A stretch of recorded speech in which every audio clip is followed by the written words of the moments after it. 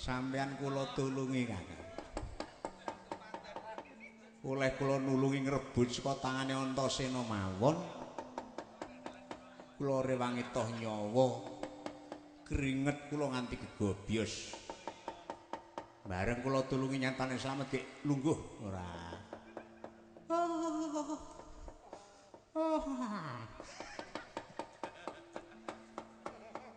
Sengkuni pripun? Karep sampean niku rombongan apa mungsuh? Lho kanca. Wong kula tulungi kok. Nek sing jenenge nulungi niku Antasena niku manggake gebuk sing gedhe. Gek Antasena gebuk bres. Niku jenenge nulungi. Ning nek kanthi cara kados ngaten niku jenenge sampean ora nulungi ning genteni nyeret. Waune diseret Antasena terus digenteni diseret sampean. Ha ning rak slamet. Slamet apa? Lah gedung diseret mriko wau. Kena metu dalan nggon jembar. Bareng sampean material wetan resan tumpuk-tumpuk material brus dijak mlebu ning jaratan mlebu teng kuburan kijing anyar seret brus mongko niku wau wonten kijing anyaran sing ana tulisane wafat tanggal 12 Desember 2020 urung tekan wonten tulisane sadya ngoten karo Mas Sangsara mboten mau kula delok sampean niku ampuh Antarja Gatotkaca do keplayu nggih ning sing siji sing bocah degleng ning jenenge Antasena perkara Bapak Werkudara muridmu sakarepmu nek aku ra udu to Mbah malah sirah kula dimok-mok gelo aku ndemok ndasmu ra apa-apa ngoten niku Antasena tekaning data malah dhek kula tantang kula senggara mancan blas ora wedi malah sirahe napa tangane Antasena teng sirah kula plek jengkelit njur diseret mriko wau. Nah nggih. Niki sing kena diarani sayap tikalan sunun niku nggih niki. Sayap tikalan sunun pripun? Sangsara tenan. Antasena. Apa, Mbah? Mangkak pikirmu. Merga kowe iso mara tangan aku ya. Mrene Mbah tak nggo gatheng sirahmu. Gah. Kok nek gatheng. Aja meneh ming kowe, Mbah. Mburimu kuwi simbah sing kuni kok rene tak tetekane untune. Lah iki. Diketet-ketet kae. Mau. Kulo aman. Bocah-bocah nang tak ajaran mah. Lenggah ketok.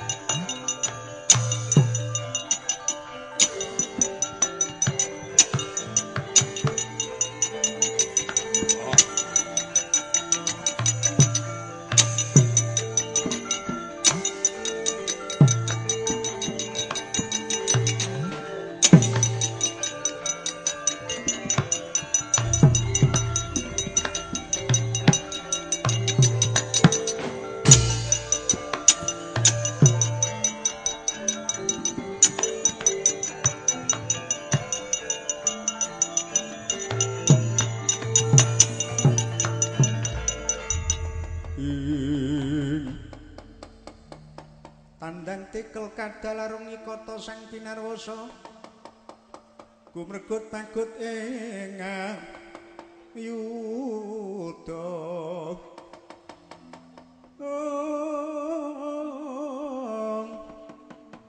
ora nanggana gawe gelar sira wang-wang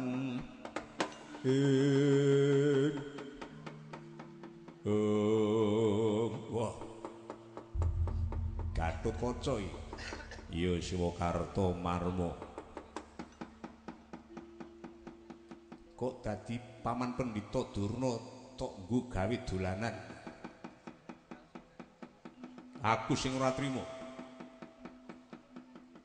Iwudine yen pancen kowe ngrumangsani keluputanmu kowe wis mikir saka papan kene. Bakal tak nggo gawe liwat kumawat urung Praja Ndarawati. Ora kena. Becik nyimpang saka dalan iki Siwakarta Marma. Wis mulih Siwakarta Marma ora gelem nyimpang saka dalan kene. Kelakon ana wong tuwa tak punjung kepelan. Uluh. Wani mungsuh Karta Marma wedene awamu. Kowe mungsuh karo wong tuamu ing Tirta Tinal mesti kalahi. Gawane Koko Prabu Duryudana.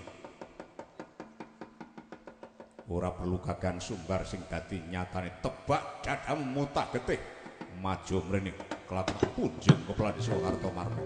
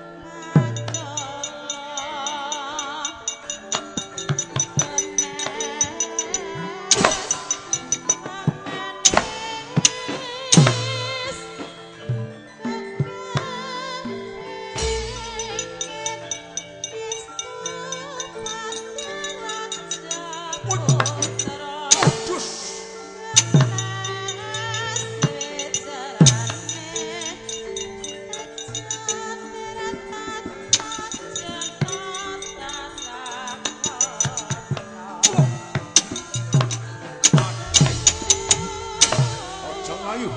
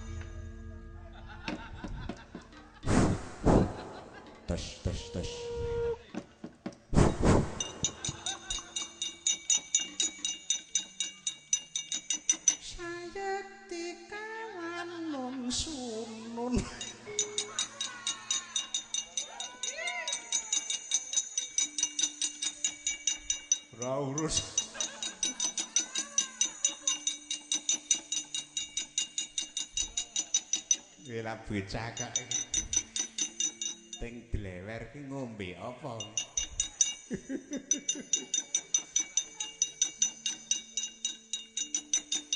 Wangune kok kelegan pikirmu.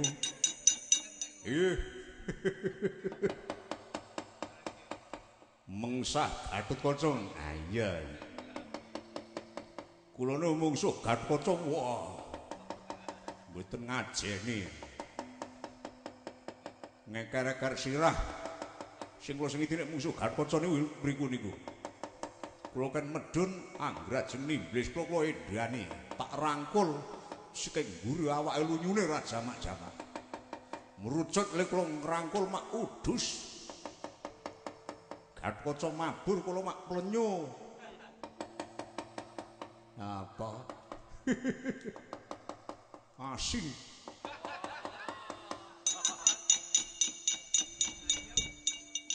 Asin. Mbak aku njaluk.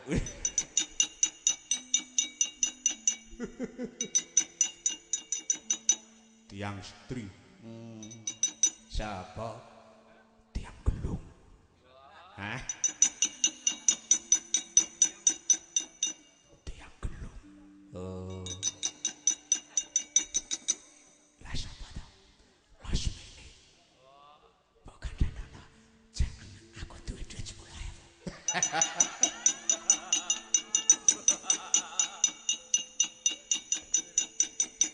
Wong didit 10 kok dipamer-pamer keman. Anggir Baladra semangga nggih.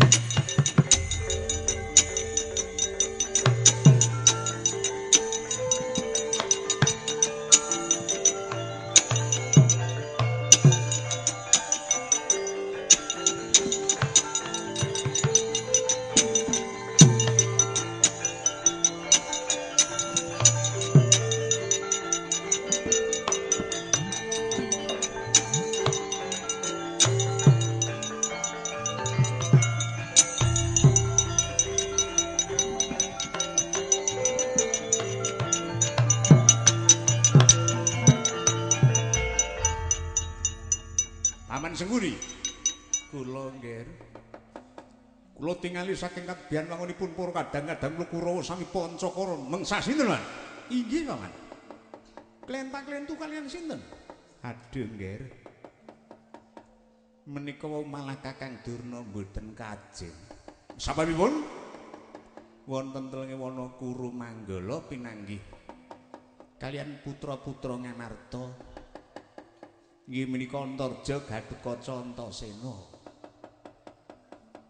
Badhe nglangkungi wana Kuru Manggala jroning klebet Kukuban Negari Ngamarta mboten kepareng. Yen badhe tindak dhateng Praja Ndarawati dipun lilani nanging sepados medal mergi sanes. Wusana klentang-klentu nggih. Kengrayi para Kurawa menika malah kathah ingkang nandhang tatu. Langkung-langkung Dursasana ying. Wong panenggak Kurawa gagahe sembada dhure ya kaya Werkudara. Mungsuh bocah-bocah Ngamarta kok kalah. Yen ngantos Anggir Baladewa mboten saged nundung kisah lare-lare Ngamarta menika wau. Tangel lamun badhe kelampak dumugi wonten Praja Ndarawati. Ayo keparat. Ten pundi lare-lare Ngamarta? Mboten tebih saking papan mriki Gatotkaca Antarja Antasena minggat glandang Baladra. Los mangga.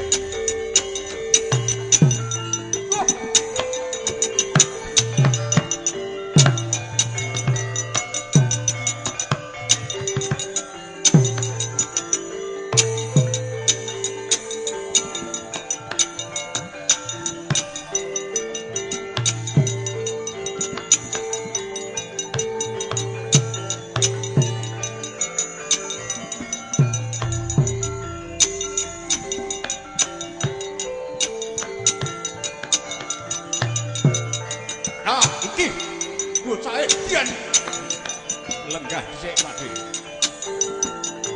Ramingkat jur-jur banging.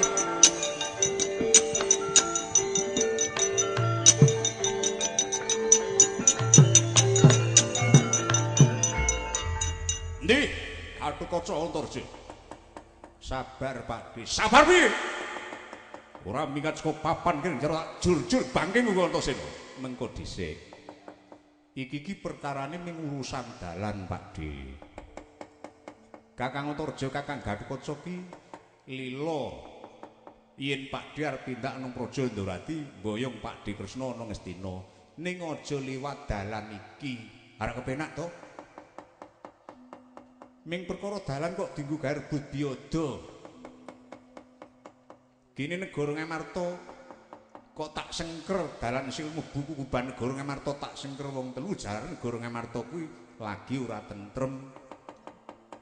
Pakde Puntadewa, Bapa Werkudara, Bapa Janaka kuwi murca tanpa tali wara.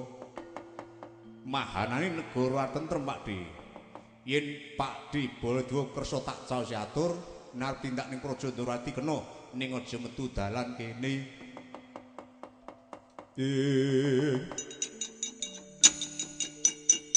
Mundur saking ayuda.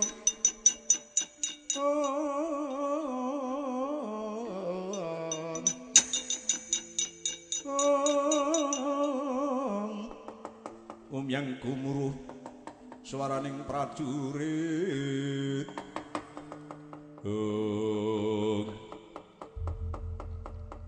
Dadi urusane mung perkara dalan. Lah iya. Wong dalan liyane Kukuban, Alas Guru Manggala ya jembar lan ya akeh. Ya arep ngrekoso kaya ngopo Pakde tak aturi nganti Simbah Dura, Simbah Sulan para Kurawa metu dalan liya. Oh ya. Yen mengkono aku sedya mbatutke lakon Praja Ndrawati.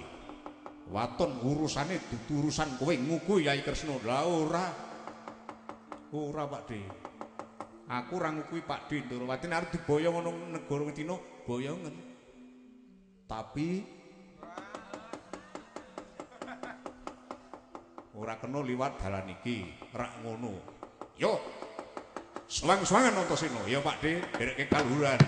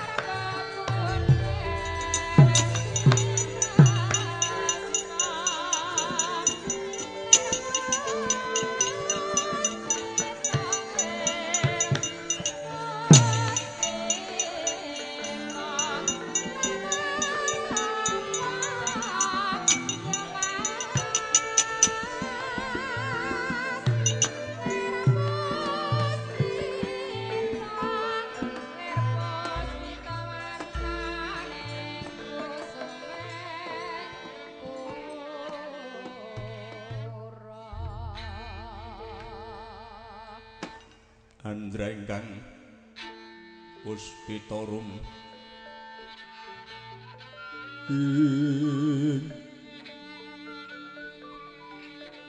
katyuping samirana amrit kunges gandaning sekar gadung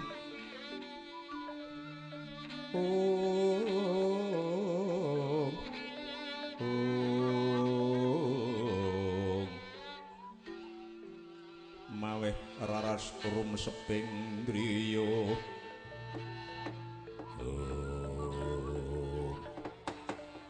adikku di Antasena kok dadi bisa ngremke dukane Prabu Baladewa.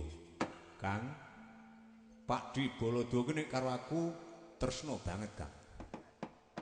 Tak caosi prisa supaya nyimpang saka dalan kene dheweke ya manut malah ninggali rokok, Kang.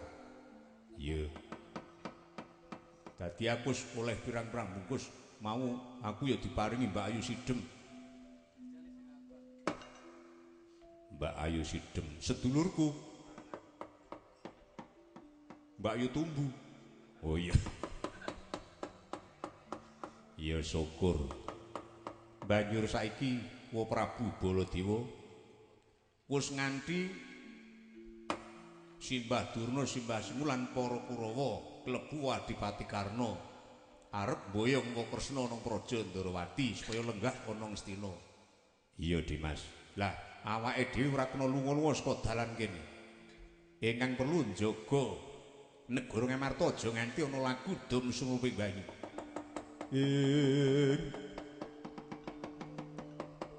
tandang tekel kadalarung nyekata sang pinarwasa gumregut magut ing ayudha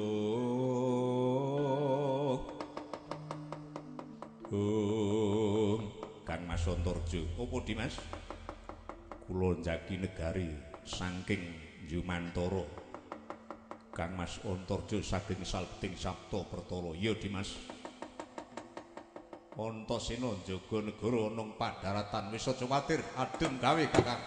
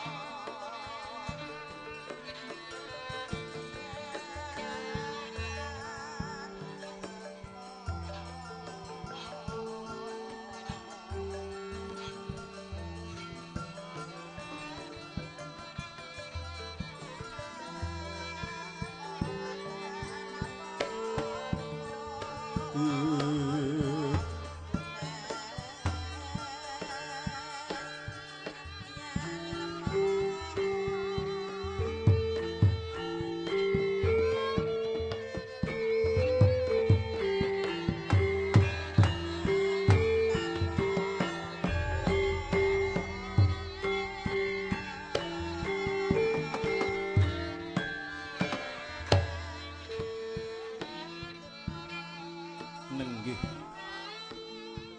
Gantya kang Nursita Kocapa kang kinarya sambeting carita punika warnanira ing kayangan Suralaya ya Sinbad, kayangan Salendra Bawana ya kayangan Jonggring Saluku ya winastan kayangan Paku Jamur Kataliwarna. Yen Kacandra kayangan Suralaya mengraken Gunung Jamur Dipa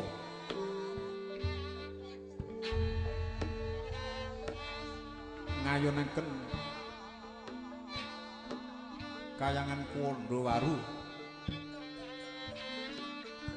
ngiringaken repat kepanasan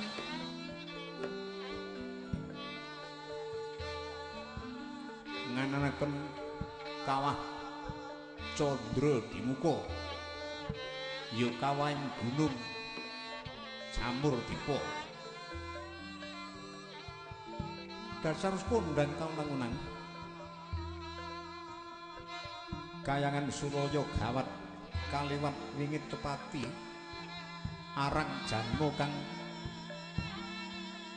saged sowan dhateng kayangan yenta tan kaiden marang Jawata ingkang nyepeng pangawas ing kayangan Suraya.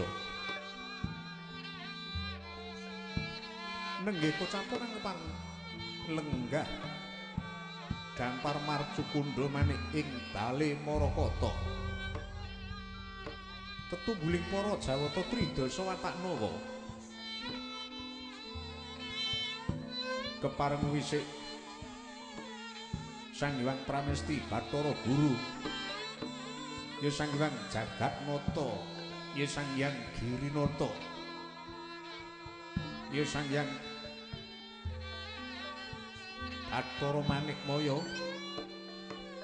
ya wisik Sang Hyang Samba ya Sang Hyang Solewa ingkang lenggah Dampar Marcukundha manik mengraken para Apsara Hapsari ingkang samya netepi dhateng kewajibanipun. Sang Hyang Pramesti Bathara Guru nggah jajar marang biswanipun pepatih ing kayangan Suraya ingkang lenggah ing kayangan Sigra Pangudal-udal Sudawangsul. Wisik Sang Hyang Bathara Narada ya Sang Hyang Bathara Kanika Putra dewa ingkang kesinungan watak suci lair trusing dados mila pantes dados tepa tuladha tumraping para Jawata Tridasa Wataknawa. Sinambut biswanipun para putra-putra ing kayangan nenggih punika biswanipun Sang Hyang Bathara Masna apa dening rayi Sang Hyang Bathara Penyarikan ingkang hanglarapaken ingkang wayah tetiga nenggih punika puswanipun Narendra ngamarta Prabu Puntadewa sugeng rayi kekalih panenggak Pandhawa Satranja Dipati Raden Harya Werkudara tuwin pamadyaning Pandhawa Satra Madukara Raden Janaka ingkang sampun satawis dangu samya mbangunaken teki wenten ngajenganing pintu Sela Mananggep wusana kang giri gudha dhateng sawiring para Jawata tetela bisa lulus saengga Sang Hyang Kanika putra ing kepareng marapaken dhateng putra tiga Sang Hyang Pramesti Bathara Guru sigra kawijil sabdanira dangu dhateng piswanipun wayah ketiga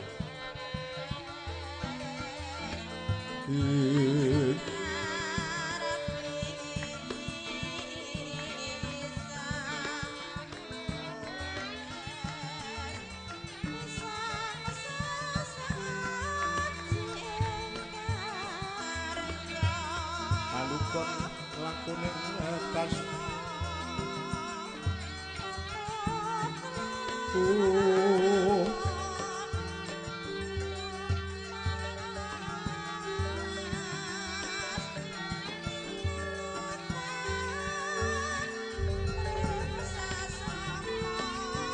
Lukita linuding kidung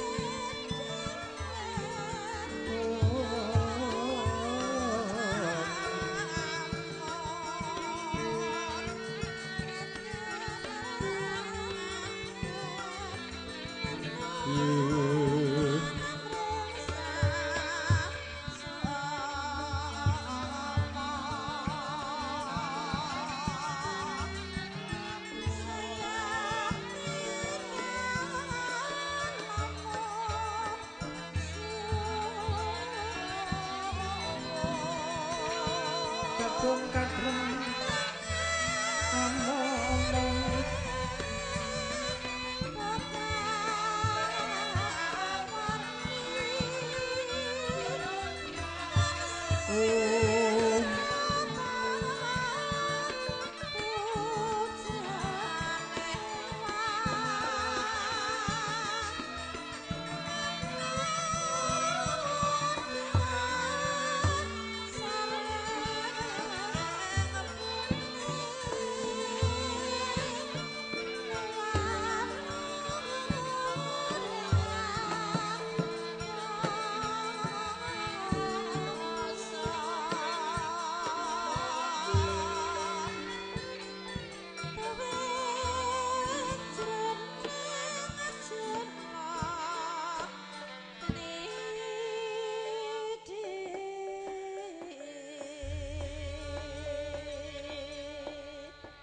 Siang Pantara Ratri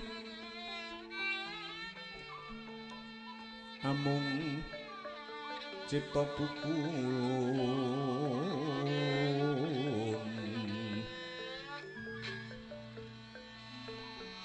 anono liyan kang kaeksi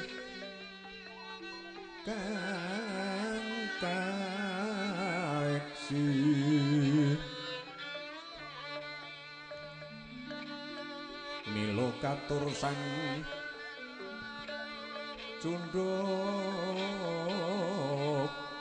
manik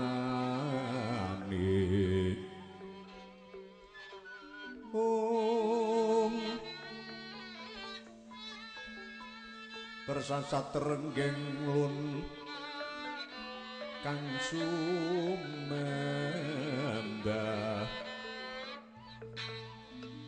mungging padanto Prabu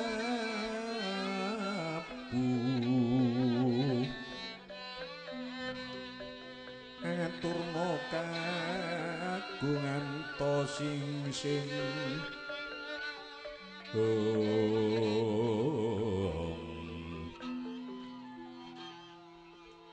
sasat sampun prapti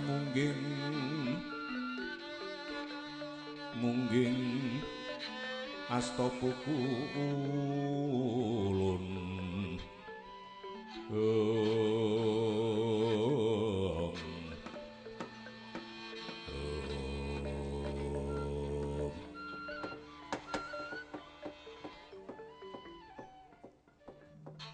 Bunga juala jusayu palungguan ulun Kakang Rodo Kakang Kaniko Putro Ong Siwarsono merkencong warudoyong lodoloya nuwun wenten paring pangendika kadiparan di ndangu dhateng inging raka ing seger pangudal-udal sedu wangsul ulun aturi mrayogiaken lenggahipun Kakang Kaniko Putro no nggih kados mboten kirang prayogi Mas Nolan penyarian padha prayogakna pisuwan kita. Kula nuwun ngestuaken dawuh Rama Pukulun.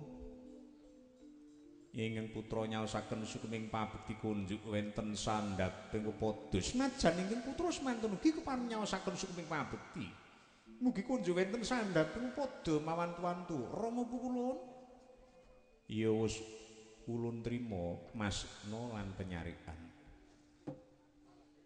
Kejawi saking menika Kakang Rodo purwanipun kayangan Suraya ketaman Goro-goro ingkang anjalari wenten Prabowo Panas ingkang aneluh dhateng kayangan Suraya saengga kathah para widodari sami kontrang kandringan sareng ulun waspadakaken ingkang anjalari Prabowo goro-goro ageng nempuh dhateng kayangan mbuya wenten sanes kejawi wayah ulun ketiga inggih menika Puntadewa Sena lan Janaka ingkang tatkala semanten murih mbuya dadosaken goro-goro wenten kayangan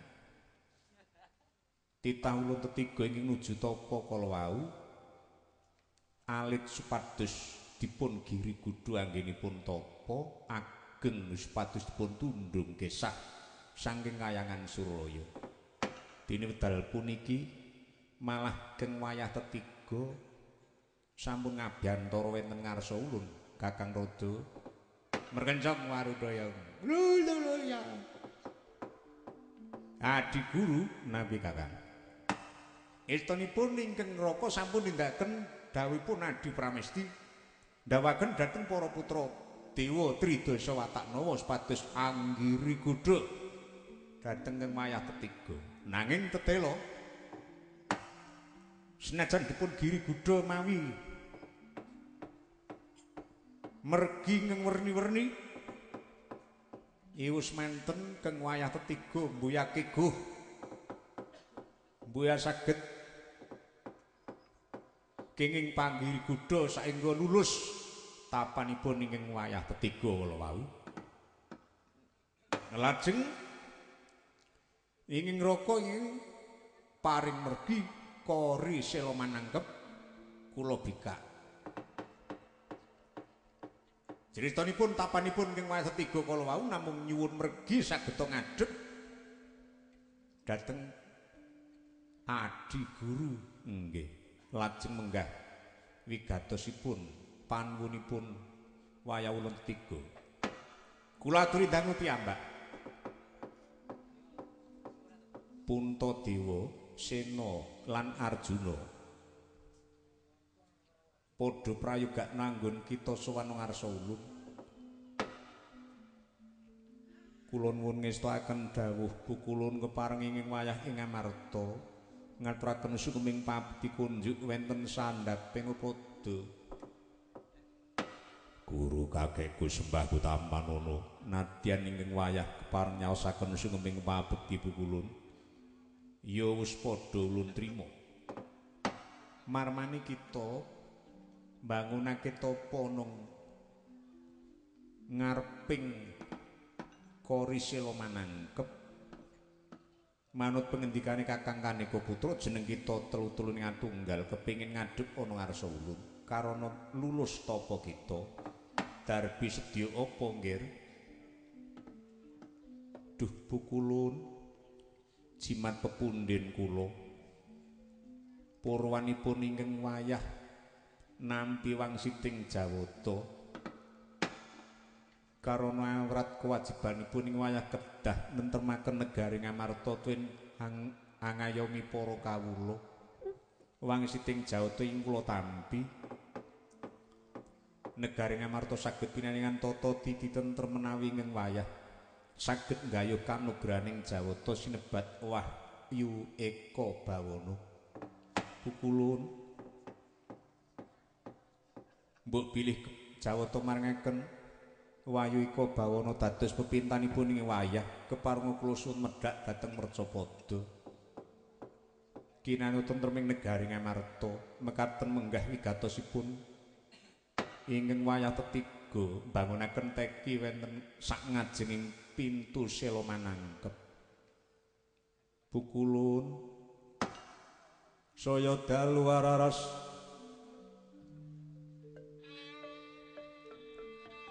abyor soroting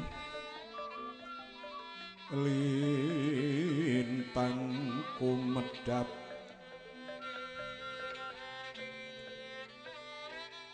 titi sunya madya latri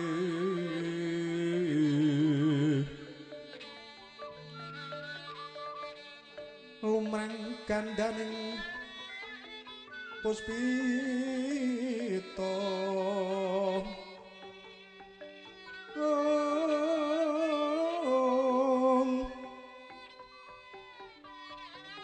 sangat wijawara ambreng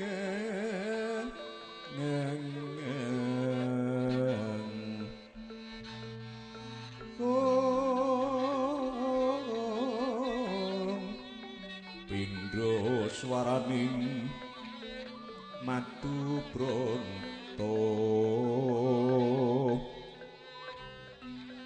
manungsung sarining puspita sarining puspita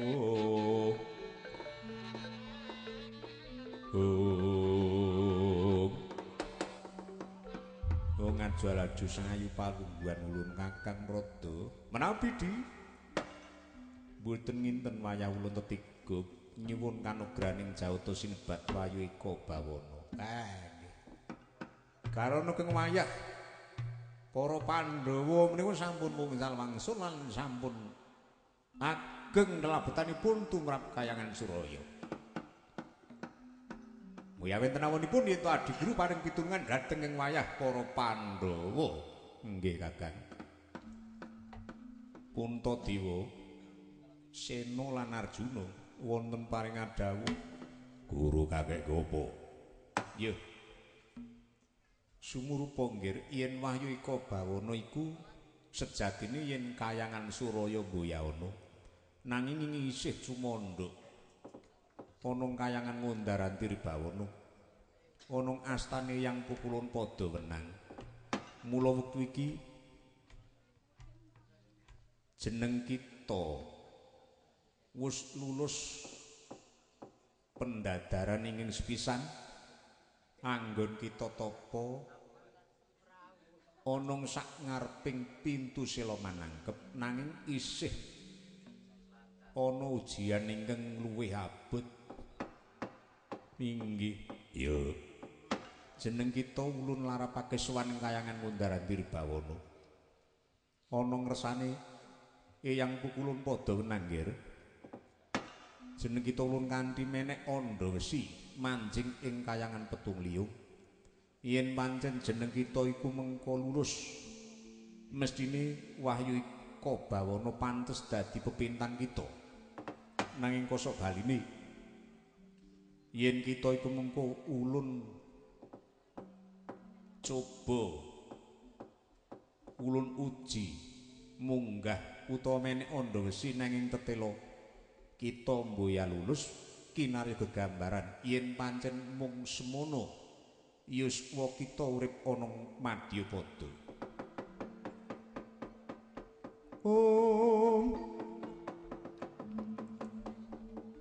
Dening utamaning nata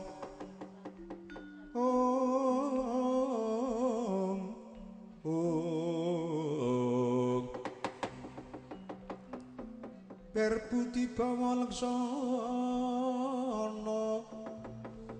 liring kang berbudi mangkono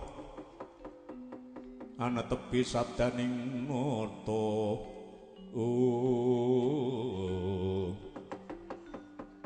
Angge ganjar saben dina ing duh pukulun menapa malih namung pejah nadyan dados ndeking pengamun-amun inging wayah ketiga sampun madhep mantep lair dumugining batos aja meneh loro mati nek perlu dadi lendrut bledaba nang kawah candra dimuka wis tak antepi aku siyaga nderek tindake guru kakekku munggah kayangan Wondara Diribawana semantun ugi ing wayah badhe nyendikani pengendikanipun pukulun Bathara Guru Kakang Rodo menapi di wela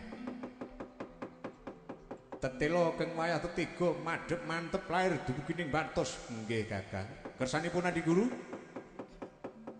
dinten puniki Kakang Rodo twin para putra Jiwandana ulun pitados njagi kayangan Suralaya ulun jengkar dinten puniki anglabeti dhateng wayah-wayah ulun para Pandhawa nglarapaken para Pandhawa sowan wintersanipun yang ulun padha nang. Oh nggih, ndherekaken kaluhuran. Wis ayuh Puntadewa Sena Arjuna ulun kanthi munggah kayangan Wondara Diribawana miyos ing pepungkuraning alun-alun utawa ing Purantara monggo kula dherekaken ya ayo tak dherekke. Monggo kula dherekaken pukulun.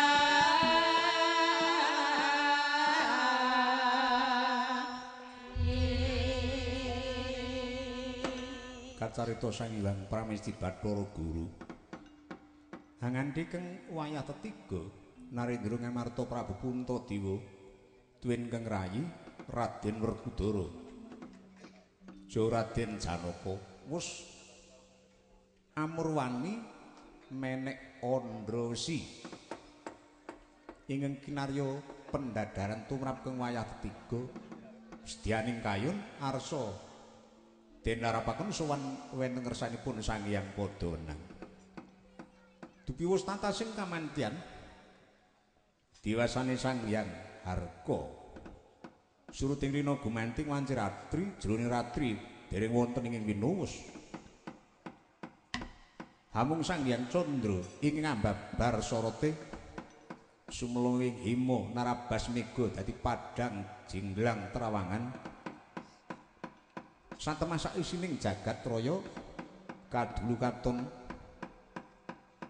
padhang trawangan. Tatkala semono ngancik wancirina anyarengi jumdulipun para perpat punakawan. Kiluras marsak pranakaning samya gegujengan wenten madyaning Araramba. Alon ariris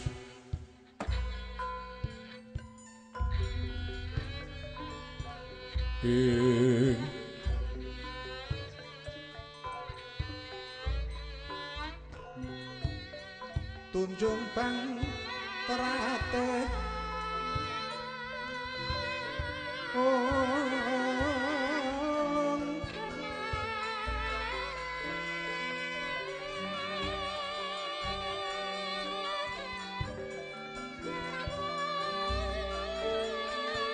teratet bang rayungan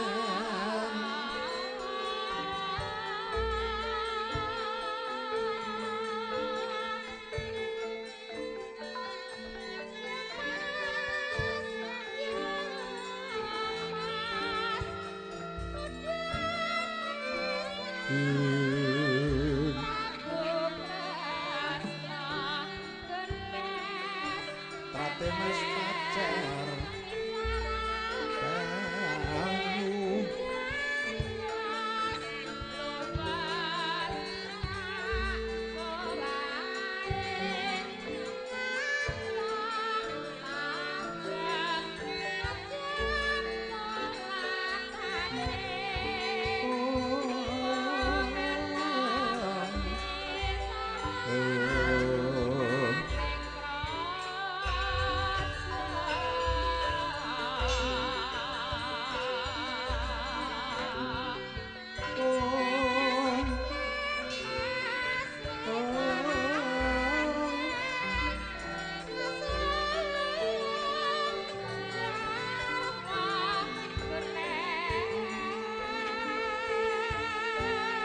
katyubenganing sunyak swarane karenyan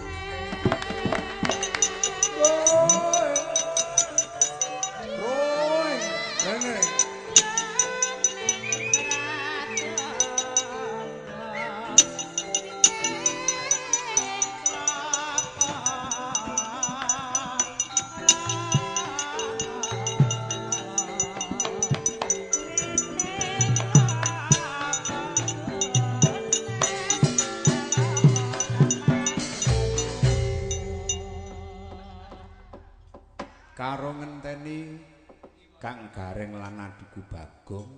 Wah. Tak enteni ning kene sinambi wedangan Pacitan Laler.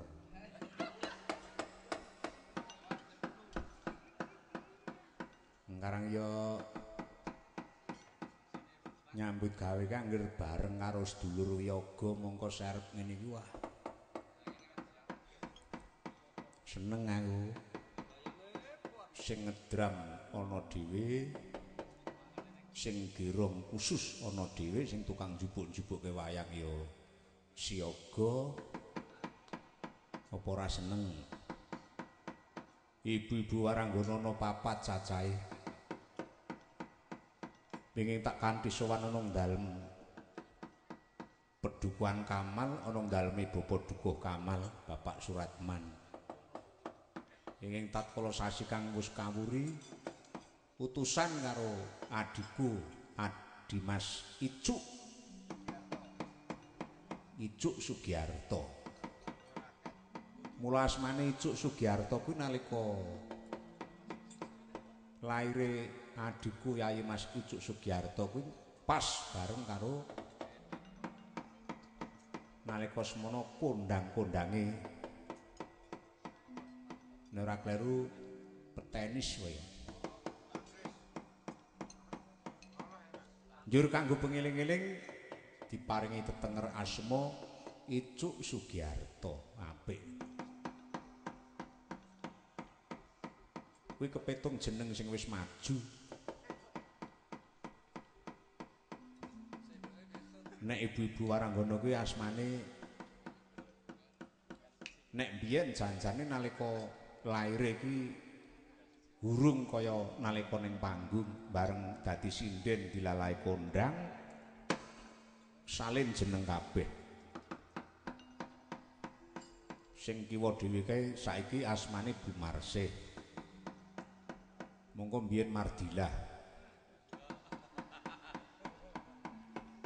Ben rada maju Bu Marsih. Terus tengene saiki Bu Ngatemiati. Monggo biyen Ibu Pragusa.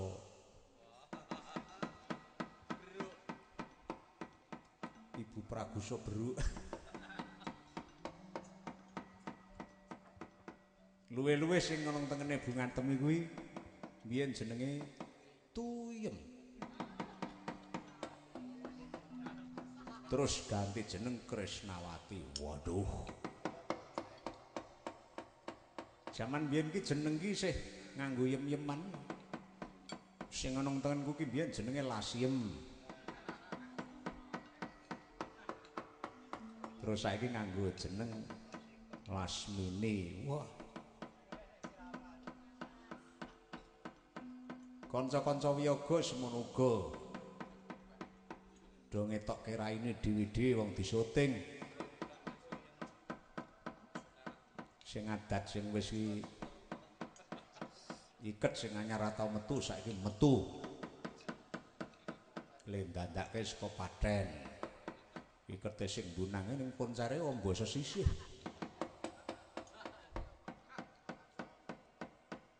Dilala kapinujon aku sowan nang daleme Bapak Dukuh barengi karo udan deres. Ya kepeksa aku ngetokke sak bisa-bisa ya nggunakake ngelmu tak tolak bola. Nadyan udane ngerjih ning mengko wektu pentas wayang tak sesuwun iswa terang dikabuli karo sing Maha Kuwasa. Iki mau dilala aku nek cara awan ning karana bengi ora ana bedane aku nyuwun karo sing padha nyambut gawe njaluk sapu gerang. Tak tancepke ning latar terus tak ubengi lebu pawon. Karo tak mantram terang-terang glintang kakamu memelulang. Aja pati-pati udan. Nek sing Maha Kuwasa urung jabut nyawane sing bunang iki.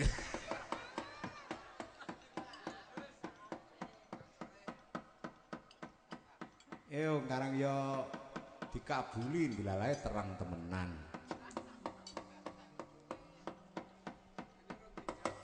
Ibu-ibu waranggana sing padha teka mau terus diparingi panggonan karo sing kagungan dalem klebu sing padha tumandang karya. Monggo ibu-ibu papanipun menika wonten musala. Ae sing Bu Ngantem iki sak jeke urung tau mlebu musala utawa masjid iki kaya ngapa ayo.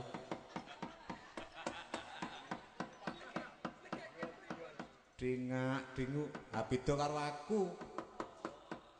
Aku langsung ngkarang saka ngomah urung ana wektune langsung isak aku.